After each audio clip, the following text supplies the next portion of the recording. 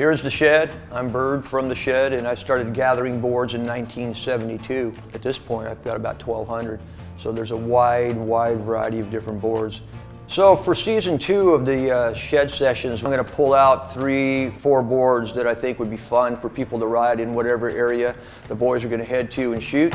Well, you know, Malibu is one of the best waves in the California coast. It's a cobblestone beach type of a break, lined up fast and drivey. So the boards that work well up there are boards like that, straighter rail boards, flatter rocker boards, something wider, fuller, flatter. And we're going to start off with a Mark Richards twin fin. So what we have here is a 5'10", 19.5 inches wide, and it's an earlier model. These boards were built in San Diego by the Gordon Smith Company, very closely replicating what Mark's original designs were. It has Star Systems fin systems in it. That was a design by Gordon and Smith. It'll go down the line because of the narrower outline, and it'll come off the bottom and off the top real quick with that tight tail, the fluted wings, and the twin fins.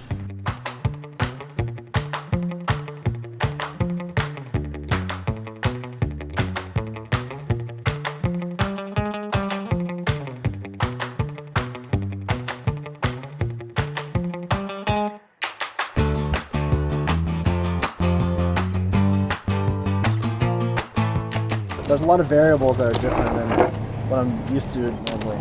This is almost like a twin fin that pretends to be like a longboard, where it's just really hard to, it's so drawn out, and it's, the glassing's a lot heavier. I never ride glassing this thick.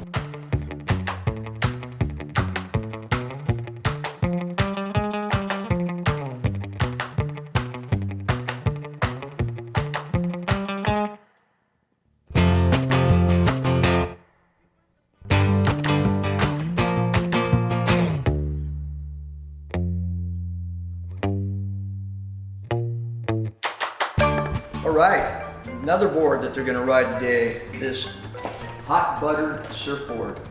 Hot Buttered, Australian Terry Fitzgerald's company. This board was built for PT, Peter Townend. It's his kind of design along with Terry's input.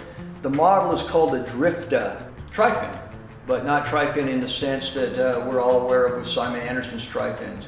This would be considered nowadays a 2+1 or whatnot. PT was riding boards like this, I think early 70s actually, when he was shaping a lot of his own boards. He came up with these side bites in conjunction with the middle fin, and instead of running them forward like a lot of guys eventually did, he ran them in line basically with the fin. Theory being to give them good drive, more water coming off the back, lots of drive, still a lot of pivot and snap. So I think this thing will make some people really happy, and it'll blow up in Malibu. When I first saw it, I thought, oh gosh, this thing's gonna be a bog. But it worked pretty well. I was thoroughly surprised. A lot faster than I thought, a lot more stable than I thought as well. I thought it was just gonna slide out. It was nice to have a little foam underneath you when you're paddling at Malibu. It's kind of nice. Definitely thicker than like equipment I use. We rode it like kind of shoulder high, good waves, and like controlling the speed through the turns is kind of a little challenging, especially if you're not used to riding stuff like this. So I thought that was definitely challenging. You could be tripping on LSD or something. You don't think of this. Look at the 3 fins there. I mean, when I look at it, I feel like I'll never be able to surf this board, but I was able to ride it. This one was probably easier to surf than the MR.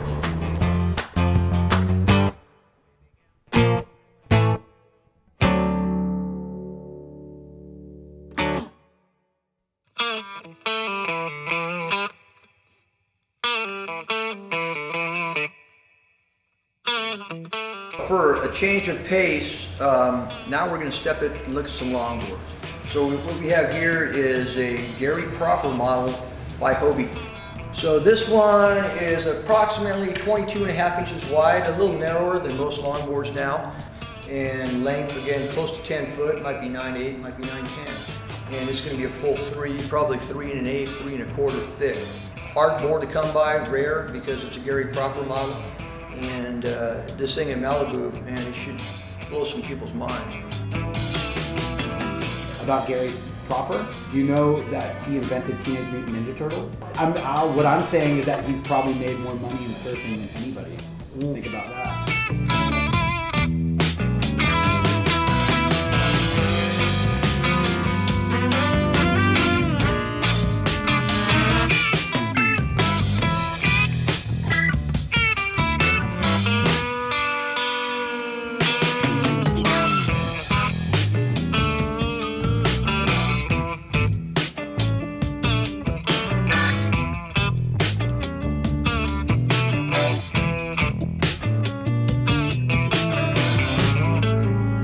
Yeah, the board looks sick. Actually. That one was kind of tight. That board actually is probably pretty much the pinnacle of like the peak of technology of longboards before it went into the dark ages of early shortboard. Yeah.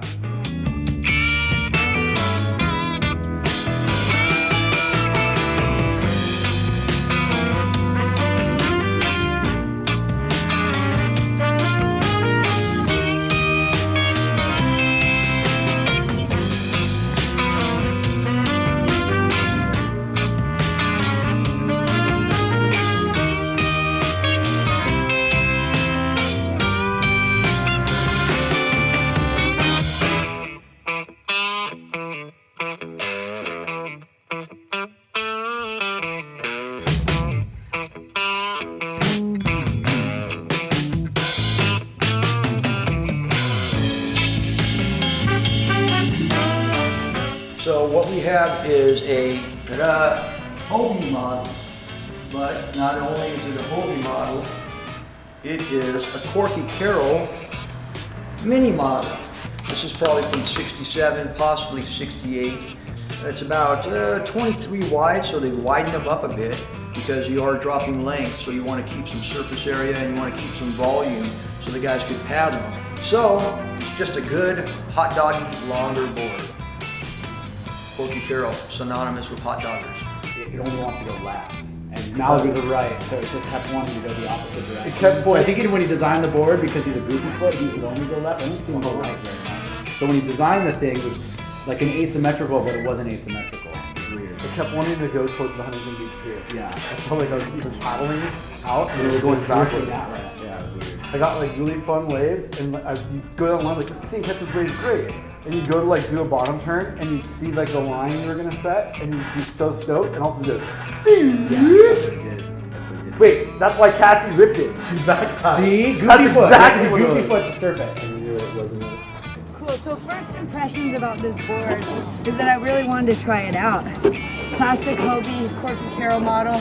And I happened to just be down in Mexico seeing Corky, so because I was just hanging with him, I'm like, dude, that guy's the man. One of my favorite parts ever in 5 Summer Stories. So to try one of his Hobie models from back in the day was so stellar. It's like my first choice for sure, especially because there's kind of waves out there.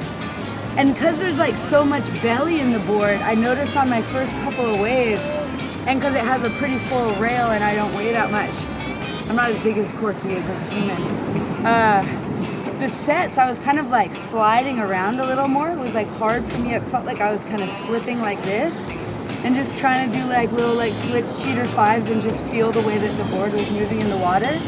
And then I got a couple smaller, zippier ones on the inside and it really kind of went like super good. Like it felt like that little 50-50 rail really engaged and that little step deck in the tail really held in. And then it was super cool because for like a 710 or whatever it is, I was able to get a couple little nose rides on it. So all in all, this board's epic. I want to ride it when the tide's a bit lower and it's a little zippier and kind of see how it goes. Like getting that little wiggle, like that 70s wiggle that they had. It fully, I could see like where it's coming from for sure. This board is beautiful. So awesome.